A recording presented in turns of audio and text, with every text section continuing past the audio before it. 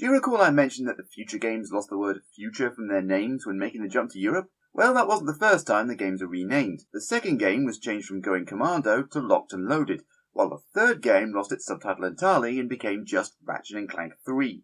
Even Deadlocked was changed to the easier-to-translate Gladiator. Why am I bringing this up? Well, because the next Ratchet & Clank game, Full Frontal Assault, was renamed Q-Force in Europe, which is lame. It makes sense given the game's plot, but it's also nowhere near as interesting or descriptive. If you didn't already know that the Q-Force is Captain Quark's team of specialists from up your arsenal, the name would literally mean nothing. Full Frontal Assault, on the other hand, not only continues the franchise's tradition of innuendos in the titles, but also gives people an indication of what the game has in store for them. A combat-heavy experience with a bunch of slightly childish humour thrown in as well. This may sound like a silly thing to focus on, and yeah, it kind of is, but honestly, it's the most interesting thing to focus on in this otherwise generic and rather nothingy mini-adventure. Plot-wise, there's little more than a basic premise here. A villain appears, causing chaos, and a bored Captain Quark assembles the Q-Force, which is just him, Ratchet and Clank now, to stop them.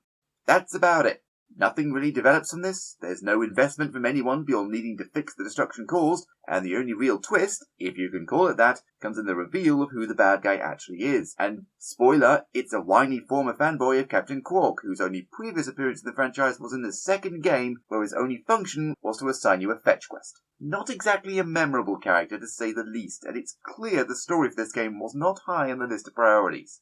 What was the gameplay, which featured a return to the traditional third-person shooter style of the franchise. Hell, that was even a major selling point, along with a heavy dose of tower defense elements.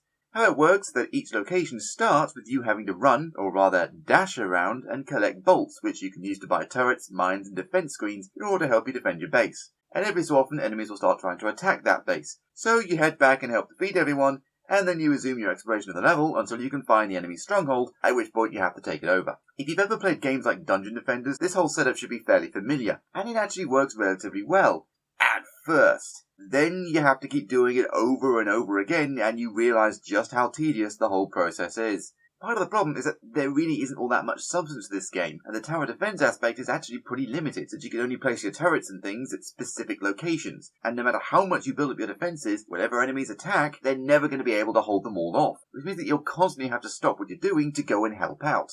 This interrupts the other part of the game, which is much more of a return to the traditional style of earlier games. You're zipping around the level, killing enemies and breaking boxes, just like always, and your overall goal is to find the control points being held by bad guys, and once you find them, you liberate them by blowing all the bad guys' brains out, just like always. As you can imagine, those two aspects don't really mesh together, and like I say, you're constantly being forced to go from one to the other when you don't really want to. You'll be quite happily exploring and killing bad guys when all of a sudden aliens will attack your base, and you'll sigh and find a teleporter to go back so you can defend it. It gets very tedious very quickly. Fortunately, the game isn't too long. There's only a mere 5 levels, which will last you about 4 to 6 hours, longer if you're waiting to go after the obligatory skill points and hidden collectibles. The while the game does drag quite a bit, and can get rather frustrating, the single-player campaign just about manages not to overstay its welcome. Of course, the game will probably last a lot longer in multiplayer, whether playing through the campaign with a buddy in co-op or going up against your friends in online competitive modes. But even then, the games will generally drag on for so long you'll find your attention wandering to other things. Insomniac did make an effort to alleviate this by sending out updates with extra maps and player models, and you can also buy some DLC characters. A first for the series, if I've got this right, though none of them are really worth spending money on, and to be honest, giving you more of the same thing that you're already fairly tired of isn't going to do much to keep anyone but the die-hard fans interested. Full Frontal Assault isn't a terrible game, and it is fun to return to the old-school style of shooting from earlier installments of the franchise, but the new tower defense aspects really don't mesh well with that old-school sensibility, and the clash between the two aspects cause a few too many frustrating moments for the game to be considered particularly good. It's certainly playable, but don't go expecting anything too deep, because trust me, you're not going to find it here.